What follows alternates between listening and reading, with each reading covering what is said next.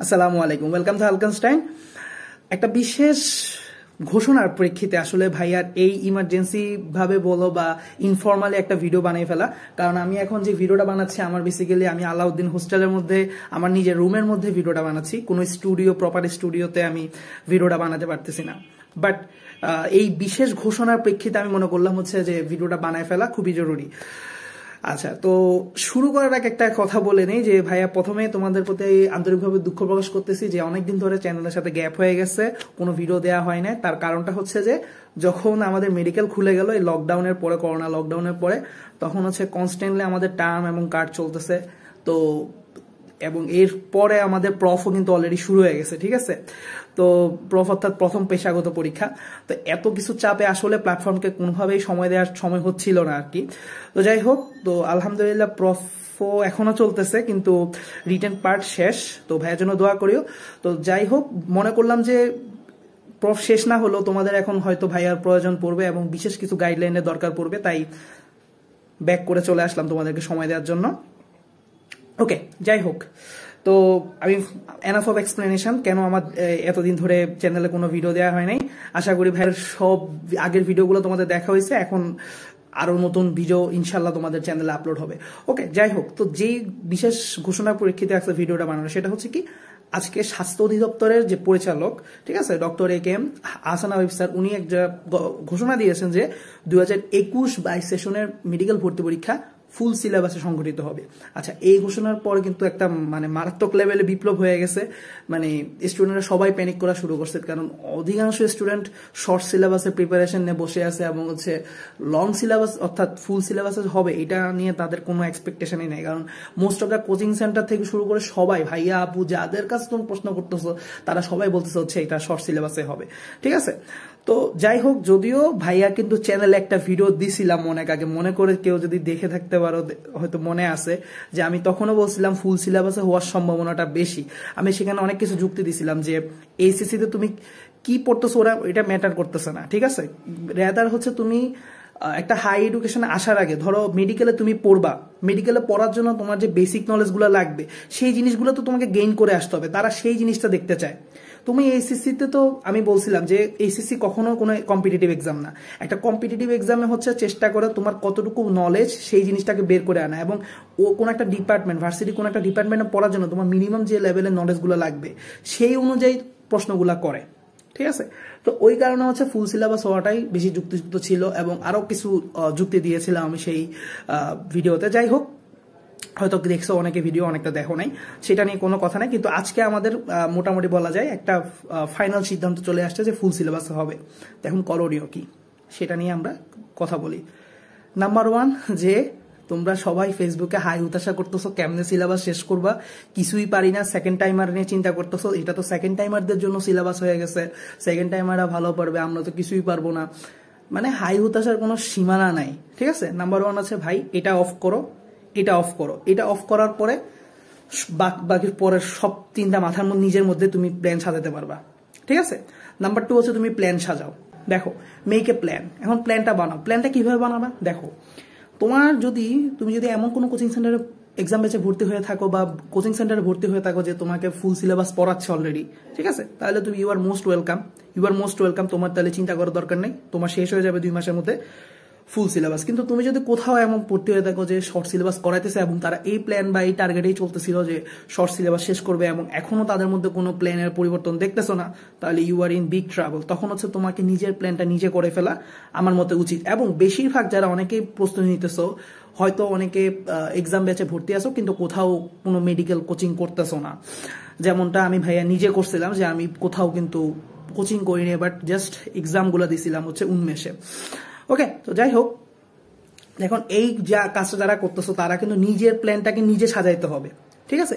এখন কিভাবে সাজাবা? এখন আমি তোমাদেরকে একটা ছোট আইডিয়া দিতে পারি, সেই আইডিয়ার মাধ্যমে তোমাদের না কনফিডেন্স অনেক বেশি বুস্ট আপ হবে। সেই আইডিয়াটা মাথার মধ্যে আসছে একটা জুনিয়রের সাথে কথা বলার সময়, তো এই জন্য আমি তোমাদের কাছে সেই আইডিয়াটা শেয়ার করতে চাইতেছি আর কি। দেখো, তোমরা বেসিক্যালি যেটা করতে পারো নর্মালি, যে পুরা অধ্যায় একটা সিলেবাস A to Z প্রথম থেকে শুরু করে শেষ পর্যন্ত দাগানো লাইনগুলো পরে শুরু করে শেষ করতে পারো। এটা একটা ভালো আইডিয়া, বাট এর থেকে একটা বেটার আইডিয়া হচ্ছে কনফিডেন্স বুস্ট আপ করার। সেটা হচ্ছে কি, কোশ্চেন ব্যাংক সলভ করে ফেলা। যতগুলা সাবজেক্ট আছে, যতগুলা অধ্যায় আছে, সবগুলা অধ্যায় 2 বার করে যদি মিনিমাম তুমি কোশ্চেন ব্যাংক সলভ করে ফেলো, তোমার কনফিডেন্স লেভেল অনেক বুস্ট হবে। এবং শুধু কনফিডেন্স লেভেল না, তোমার প্রিপারেশন লেভেলও অনেক বেশি ভালো হয়ে যাবে যদি তুমি কোশ্চেন ব্যাংকিং এর সলভিং এর সাথে এরিয়া মার্কিং জিনিসটাকেও গুরুত্ব দাও। এখন এরিয়া মার্কিং জিনিসটা কি? ধরো আমি জিনিসটা একটু বুঝাই। ধরো কোশ্চেন ব্যাংক সলিউশন করতেছো, একটা ধরো তুমি স্নায়ুতন্ত্র অধ্যায় পড়তেছো, সেখানে হচ্ছে অনেকগুলা স্নায়ুর প্রশ্ন পাইলা, যে ওকুলোমোটর নার্ভ, তারপরে হচ্ছে অপটিক নার্ভ, এগুলোর উৎস কি, কাজ কি, এরকম টাইপের অনেক ধরনের প্রশ্ন পাইছো, ঠিক আছে? তো অথবা বলো যে অষ্টম স্নায়ু কোনটি, এরকম ধরনের অনেকগুলো প্রশ্ন পাইছো। আচ্ছা বলো তো, এই টাইপের প্রশ্নগুলা এগুলো আসলে তোমার বইয়ের কোথায় আছে? একটা নির্দিষ্ট ছক আছে, পুরা ওই ছকের থেকে কিন্তু বারবার প্রশ্ন আসতেছে। তুমি যখন কোশ্চেন ব্যাংকটা সলিউশন করবে, শুধুমাত্র সেই কোশ্চেনটা সলিউশন না করে, কোশ্চেনটা সলিউশন করলাই পড়ার পাশাপাশি ওই কোশ্চেনগুলা বইয়ের যেই নির্দিষ্ট জায়গাগুলো থেকে আসতেছে সেগুলো যদি সলভ করে ফেলো, তাহলে কিন্তু তোমার কোশ্চেন ব্যাংকও সলভ হইলো, তোমার বইয়ের মোস্ট ইম্পর্টেন্ট পার্টগুলো তোমার আগে সলিউশন হইলো। বিলিভ মি, এই পার্টগুলো শেষ হওয়া মানে হচ্ছে একটা চ্যাপ্টারে তুমি যদি এই কাজটা করো, 60 থেকে 70% ইম্পর্টেন্ট পড়া সবার আগে শেষ হয়ে যাবে। এবং যেটা করতে হচ্ছে সবচেয়ে কম টাইম লাগে। ধরো একটা অধ্যায়ের বেলায় ইম্পর্টেন্ট এসব এরিয়া থাকে ধরো 10 থেকে 20% বা 20 থেকে 30%। বাদ বাকি জিনিস কিন্তু অনেক এক্সট্রা থাকে একটা অধ্যায়ের মধ্যে, অনেক এক্সট্রা থাকে, যেগুলো পড়তে আসলে অনেক টাইম কনজিউম করে। তার মানে হচ্ছে তুমি যদি একটা অধ্যায়ের মধ্যে বেসিক্যালি সেই অনলি 20 থেকে 30% পার্টটা পড়ো, সেটা পড়তে কিন্তু তোমার অবশ্যই পুরো অধ্যায় পড়তে যদি তোমার 2 ঘন্টা লাগে, তাহলে সেটার অনলি 20 থেকে 30%, তার মানে বুঝতে পারতেছো টাইমটা কিন্তু অনেক কম। তাহলে এইভাবে করে তুমি একটু চিন্তা করে দেখো, বায়োলজি ধরো একটা 5টা অধ্যায় ধরো একদিনে শেষ করতে পারবা, কারণ 5টা অধ্যায়ের কোশ্চেন ব্যাংক সলভ করতেছো। কোশ্চেন ব্যাংকের সাথে বেসিক্যালি ওই রিলেটেড কোশ্চেন গুলো বইয়ের যেখানে আছে সেই পার্ট গুলো পড়ে ফেললা, মানে ওই প্যারাগুলো পড়ে ফেললা, ওই বক্স গুলো পড়ে ফেললা, ওই নির্দিষ্ট এরিয়াগুলো পড়ে ফেললা। তোমার বইয়ের 20 থেকে 30% পড়তেছো, কিন্তু তোমার প্রিপারেশনের সবচেয়ে ইম্পর্টেন্ট পার্ট 60 থেকে 70% তুমি পড়ে ফেলতেছো, কারণ সেখান থেকে বারবার বেশি প্রশ্ন আসতেছে। নোট দ্যাট, ঠিক আছে? এটাই হয়। তাহলে এখন তুমি এরকম করে কয়দিনে শেষ করতে পারবে? একটু চিন্তা করো তো, 5 দিনে যদি একটা বায়োলজি 5টা অধ্যায় শেষ করতে পারো, বায়োলজিতে আছে মোটামুটি 24 থেকে 25টা অধ্যায়, 25টা ধরো রাউন্ড ফিগারের জন্য, তাহলে 5 5 25। বায়োলজি যদি 5 দিনে 5 5 25 5 দিনে শেষ করতে পারো, তাহলে 3টা সাবজেক্ট আছে, ধরে নাও আমরা গড়ে ধরি যদি 15 দিন, 3 5 15। আবার 2টা জিকে ইংলিশ আছে। এখন জিকে ইংলিশটা কিভাবে করবা? জিকে ইংলিশটা ধরো তোমার ডেইলি কিছু পড়বা। জিকে ইংলিশের হচ্ছে কি, তুমি বিগত বছরের কোশ্চেনগুলো সলভ করো, কিন্তু ওইগুলো করে যে ফুললি কমন পাবা এমন কিন্তু না, ঠিক আছে? ইংলিশে তুমি প্যাটার্ন কমন পাবা এবং হচ্ছে টাইপ কমন পাবা, এটা তোমার লাভ হবে। কিন্তু জিকের ক্ষেত্রে হচ্ছে সেম কোশ্চেন 2 বার আসে, এরকম খুব একটা দেখা যায় না মেডিকেলের ক্ষেত্রে, তারপর সলভ করবা। ওকে, তো ধরো সবকিছু মিলায় আমি যদি বলি ধরো 20 দিন। আচ্ছা বলো তো, এই হাই হতাশ করাটা বেটার নাকি 20 দিনে এই শুধু কোশ্চেন ব্যাংক এবং এরিয়া মার্কিং এর ভিত্তিতে তুমি যদি পড়াটা শেষ করে ফেলো? এটা কিন্তু চমৎকার একটা আইডিয়া, তোমার সাথে আজকে চমৎকার একটা আইডিয়া শেয়ার করতে আসছে। কিন্তু এটা কিন্তু তুমি যদি একটা ভালো করে ইমপ্লিমেন্ট করতে পারো, ঠিক আছে? যদি তুমি কোনো কোচিং সেন্টারে ভর্তি হও নাই, তাদের এক্সামের সাথে তোমার তাল মিলায় চলা লাগতেছে না, তুমি নিজের মতো ইন্ডিপেন্ডেন্টলি পড়তে পারতেছো। দেখো ভাইয়া, কোথাও কোচিং করি নাই এই একটা কারণ হচ্ছে আমি ইন্ডিপেন্ডেন্টলি পড়তে যেতাম, আর আমার যে পরীক্ষাটা থাকতো সেটা হচ্ছে উইকলি এক্সাম থাকতো। আমি কিন্তু ডেইলি এক্সাম দিতাম না, উইকলি এক্সাম দিতাম। সপ্তাহে হচ্ছে ওই যে উন্মেষের দেখবা হচ্ছে যে পড়তাম উদ্ভাসে বেসিক্যালি, তো ওই জন্য হচ্ছে উন্মেষে একটা উইকলি এক্সাম প্যাক থাকে, তো আমি উইকলি একটা এক্সাম দিতাম। এক্সামও খুব বেশি দিতাম না কিন্তু, টু বি অনেস্ট। হ্যাঁ, যাই হোক, এক্সাম দিতাম একটা কারণ হচ্ছে প্র্যাকটিস থাকা লাগবে ভাই। Practice makes a man perfect. একটু হলেও প্র্যাকটিস থাকা লাগবে। তুমি যত বড় পোদ্দারি হও না কেন, তুমি যত বড় ট্যালেন্টেড হও না কেন, তুমি যদি একদম এক্সাম না দাও তাহলে কিন্তু একদম মানে আসলে প্যারায় পড়বা। তো এটা হচ্ছে ফ্যাক্ট। তো এই জন্য আসলে এক্সাম দিতাম। তো তারপরে ইন্ডিপেন্ডেন্টলি নিজের স্টাডি রুটিনে সাজাতে পারতাম, এটা হচ্ছে সবচেয়ে বড় কথা। তো তুমি যদি এরকম করে ইন্ডিপেন্ডেন্টলি স্টাডি রুটিন সাজাতে পারো, তাহলে হচ্ছে কি তুমি এরকম মোটামুটি 20 দিন, তোমার এখন সময় আছে কয়দিন, প্রায় 2 মাস 10 দিনের মতো বা এরকমের সময় আছে তোমার এখনো পর্যন্ত। তুমি যদি হাই হুতাশ করে সময় নষ্ট না করো, তাহলে তুমি 2 মাস 10 দিনের মধ্যে 20 দিনের মধ্যে যদি তুমি এরকম করে একটা 2 বার করে কোশ্চেন ব্যাংক সলভ দিয়ে ফেলো, ধরো 20 দিনে একবার দিলা, 20 দিনে একবার না, ধরো 25 দিনে 2 বার দিয়ে ফেললা। আমি জাস্ট এজ এ উদাহরণ বলতেছি, তুমি আরো ফাস্ট জিনিসটাকে করতে পারবা। দেখো তুমি যদি খুব সিনসিয়ারলি পড়ো পারবা।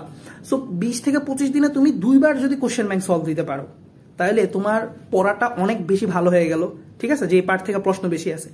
এখন তুমি হচ্ছে বাদ বাকি তোমার আরো 2 মাস 10 দিনের মধ্যেই বা বিয়োগ করো, ধরো 20 দিন তুমি পড়লা, 20 দিন তারপরে হচ্ছে তোমার ধরো আচ্ছা একটা হিসাব করো, আচ্ছা ধরে নিলাম ধরো 45 থেকে 50 দিন, 45 থেকে 50 দিনে তুমি কিন্তু সিলেবাসের বাদ বাকি যে পার্টগুলো আছে সেগুলো তুমি কমপ্লিট করলা। তোমার কনফিডেন্স লেভেল হাই থাকবে, কারণ হচ্ছে তুমি ইম্পর্টেন্ট পার্টগুলো আগে পড়ে ফেলছো। তোমাকে 20 দিন পরেই তোমাকে যদি কেউ জিজ্ঞেস করে হ্যাঁ আমি তো সবগুলো অধ্যায় টাচ করছি, তোমার একটা কনফিডেন্স থাকবে।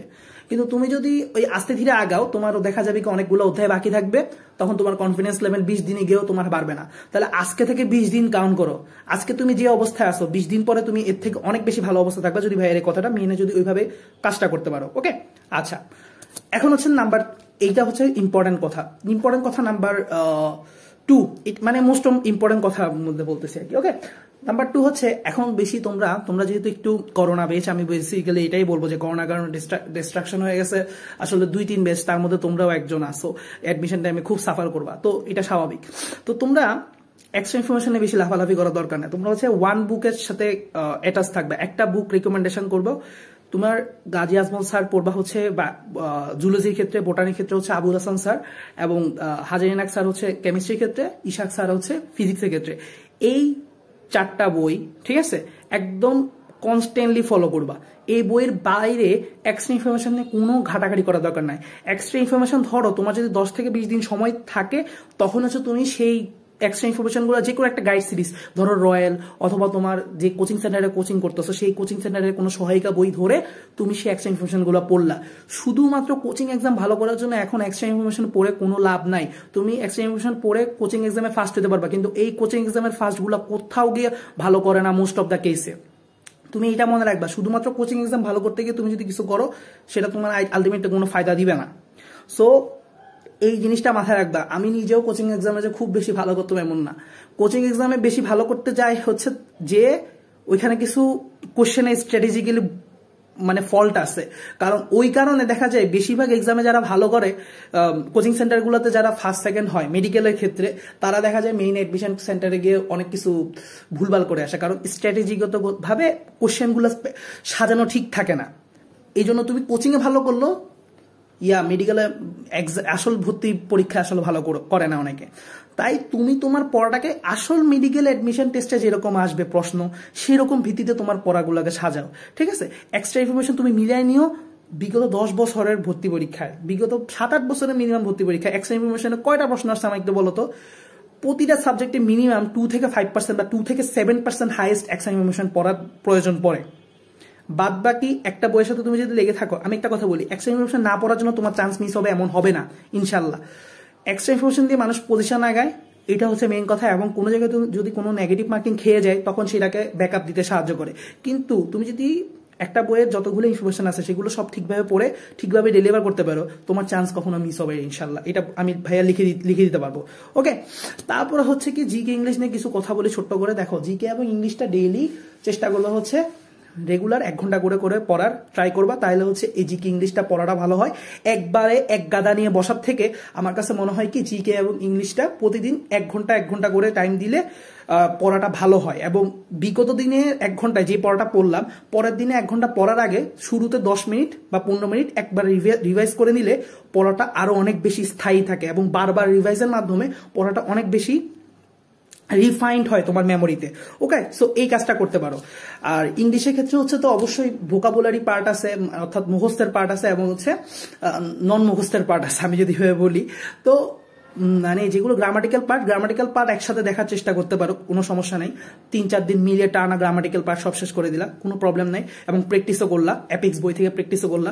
কিন্তু ভোকাবুলারি পার্টটা প্রতিদিন 1 ঘন্টা করে ভোকাবুলারি বলতে যেগুলো মুখস্থের পার্ট, ধরো অ্যাপ্রোপ্রিয়েট প্রিপোজিশন, তারপর ধরো ইডিয়মস এন্ড ফ্রেজেস, তারপর ধরো সিনোনিম অ্যান্টোনিম, এই ধরনের যাবতীয় যা কিছু আছে, ঠিক আছে, গ্রুপ ভার্ব, ঠিক আছে, এই ধরনের যাবতীয় যা কিছু আছে এগুলো হচ্ছে ডেইলি 1 ঘন্টা করে পড়ার জন্য সাজেশন দিব। আচ্ছা, মাঝখানে আমি একটা কথা বলি, ফার্স্ট টাইমারদের বেশিরভাগই কনসার্ন হইতেছে যে সেকেন্ড টাইমারদের সাথে কিভাবে কোপ আপ করবা, কারণ তারা অলরেডি ফুল সিলেবাসের উপর বলা যায় অনেকটাই দক্ষ, তাহলে কিভাবে তাদের সাথে কোপ আপ করবা। দেখো, তোমারও কিন্তু চান্স আছে। ফার্স্ট টাইমারদের জন্য একটা কথা বলতেছি, তোমাদেরও অনেক বেশি মানে পসিবিলিটি আছে তাদের এগেনিস্টে। তুমি যদি মনে করে থাকো তোমার কিছুই নাই, নাম্বার 1 তাদের 5 নাম্বার কাটা যাইতেছে, তুমি অলরেডি সেটা জানো, তোমার 5 নাম্বার কাটা যাইতেছে না, এটা অনেক বড় একটা প্লাস পয়েন্ট তোমার জন্য। নাম্বার 2, তুমি যদি মনে করে থাকো একটা সেকেন্ড টাইম প্রিপারেশন খুব ইজি একটা ব্যাপার, তারা সবকিছু ভালো পারে, এখন যে পরীক্ষার হলে দিয়ে আসলেই হয়ে গেছে, তাদের জন্য মেডিকেল বসে আছে, তাদেরকে একটা সিট দিয়ে দেওয়ার জন্য, দ্যাটস নট লাইক দ্যাট। ঠিক আছে, যে ফার্স্ট টাইমে টিকে নাই, তার অনেকগুলো মেজর ফল ছিল, সেই ওই ফলগুলো যদি ঠিকভাবে শুধরাইতে পারে তাহলেই সে গিয়ে টিকবে, আদারওয়াইজ এবারও সে টিকবে না। এটাই কিন্তু সত্য। তোমার আরেক এটা হচ্ছে একটা ঘটনা। ঠিক আছে, আরেকটা জিনিস হচ্ছে কি, সেকেন্ড টাইমের জন্য পথটা আসলে অতটা ইজি না, তোমরা যতটা ইজিলি ভাবতেছো। ধরো একটা সেকেন্ড টাইমারকে বেশিরভাগ ক্ষেত্রে চিন্তা করতো সে অন্য একটা ভার্সিটিতে যেতে ভর্তি থেকে, তাই সে হচ্ছে তাতে পার্শিয়ালি সে যাতে মেডিকেলের জন্য পড়তে পারে, কারণ পায়ের নিচে মাটি না থাকলে কিন্তু সেকেন্ড টাইমের প্রিপারেশনের জন্য তার একটা কনফিডেন্স থাকবে না। এবং আমি বেশিরভাগ ক্ষেত্রে সেকেন্ড টাইমারদেরকে এটাই সাজেস্ট করি যে না, তোমরা কোথাও ভর্তি থাকো, যে কোনো একটা ভার্সিটি ডিপার্টমেন্টে ভর্তি থাকো কিংবা ফ্যাকাল্টিতে কোথাও ভর্তি থাকো একটা জায়গায়, কারণ পায়ের নিচে মাটি থাকলে তুমি পরীক্ষার হলে গিয়ে তোমার অ্যাটলিস্ট কনফিডেন্স থাকবে যে না ভাই, আমি এখানে না টিকলে অ্যাটলিস্ট কোথাও তো আছে আমার জন্য জায়গাটা। এর কারণে তুমি এই বুকে সাহস নিয়ে যখন পরীক্ষাটা দিতে যাও, পরীক্ষাটা একটু হলেও ভালো হয়। ঠিক আছে, মানে ইনকনফিডেন্সে ভোগার থেকে। তো এখন তুমি তো চিন্তা করে দেখো, যাদেরকে দুটা জিনিস মেনটেন করে চলা লাগে, আর পরিবারের বিভিন্ন কথা তো আছেই, তারপর সমাজের বিভিন্ন কথাবার্তা আছে, সবকিছু মেনটেন করে যারা এই সেকেন্ড টাইম প্রিপারেশন দিতেছে, তাদের জন্য কি জিনিসটা পাত্তা তত ইজি না? তোমাদের জন্য ততটা ইজি যে ধরো প্রথমবার পড়তেছো, তোমাকে সবাই মা বাবা থেকে শুরু করে সবাই তোমাকে কোপারেট করতেছে, বাবা একটু পড়লে হয়ে যাবে, আরে বাবা টেনশন করিস না, সবার তো একই অবস্থা, তোরও যে অবস্থা তাহলে ওই অমুকের সেম অবস্থা, তো সবারই একই অবস্থা, টেনশন করার কিছু নেই বাবা, পড়তে থাক, তুই হয়ে যাবে। সবাই তোমাকে এনকারেজ করার জন্য আছে, তাদেরকে হয়তো এনকারেজ করার জন্য কেউ নাই, তাদেরকে আরো উল্টাপাল্টা বলবে যে ভাই দেখ কি রে ভাই, এবার তো ফুল সিলেবাস করে দিয়েছে, ফার্স্ট টাইম তো শর্ট সিলেবাস পড়ছে, এবারও যদি না পারিস তাহলে কি করবি জীবনে, তাদেরকে লোকরা লিটারালি ডিসকারেজ করতেছে। তাহলে এখানে কিন্তু অনেকগুলো ব্যারিয়ার এর মাধ্যমে তাদের সাথে তোমার কিন্তু একটা প্লাস পয়েন্ট তৈরি হয়ে যেতেছে। সো এই ক্ষেত্রে আবার সেকেন্ড টাইমারে কিন্তু হতাশাগ্রস্ত হইও না, কারণ তোমাদেরও কিন্তু চান্স আছে। আমি জাস্ট ফার্স্ট টাইমারদেরকে মোটিভেট করতেছি, মানে এটা না যে তোমরা সেকেন্ড টাইমার আবার ডিমোটিভেট হয়ে যাবে। দেখো, তোমাদের অনেক ডিমোটিভেটিং ফ্যাক্টর থাকতে পারে, কিন্তু তোমাদের জন্য এবার একটা প্লাস পয়েন্ট হয়েছে কি, তোমরা ফুল সিলেবাস যেটা আছে সেটাতে তোমাদের মোটামুটি ভালো একটা দক্ষতা থাকার কথা, বিশেষ কিছু ফল্ট বাদ দিয়ে বা কিছু দুর্বলতা বাদ দিয়ে। তোমরা সেই দুর্বলতাগুলো চিহ্নিত করার চেষ্টা করবা, ইনশাল্লাহ দেখবা তোমাদেরও হয়তো ভালো একটা রেজাল্ট অপেক্ষা করতেছে। সো দুই পার্টি দুই দিক থেকে খুব ভালোভাবে প্রিপেয়ার হওয়ার ট্রাই করো, ইনশাল্লাহ ভাগ্যে লেখা থাকলে মেডিকেল তোমার একটা হয়ে যাবে। তো মোটামুটি হচ্ছে তোমাদেরকে এই অথৈ সাগরে যে হঠাৎ করে একটা ভাষায় দেয়া হলো যে এই ধরনের একটা সিদ্ধান্তের মাধ্যমে, তো সেই সিদ্ধান্তে তোমরা যে পরিমাণ হতাশা হচ্ছ, সেই হতাশাগ্রস্ততা থেকে যদি ভাইয়া একটু পরিমাণে রিলিফ দিতে পারি, ভাইয়ের এই জায়গায় ভিডিওটা সার্থকতা, তাহলে তোমরা ভিডিওটা আশা করি এত দূর পর্যন্ত যাদেরকে দেখছো তাদেরকে আমি জানাই কংগ্রেচুলেশন। তোমরা আশা করি যদি ভাইয়ের কথাগুলো ঠিকভাবে ইমপ্লিমেন্টেশন করতে পারো, তাহলে আগামী 20 থেকে 22 দিন বা 20 থেকে 25 দিন পর নিজেকে অনেক ভালো একটা জায়গায় দেখবা, মেডিকেল অ্যাডমিশনে বসার মতো তোমার একটা যোগ্যতা তুমি 60 থেকে 70% করে ফেলবা। বাদ বাকি সময়টুকুতে সেটাকে একটু বিল্ড আপ করে 100% এর কাছাকাছি এসে নিয়ে যাও। দেখা হবে বিজয়ে তোমাদের সাথে।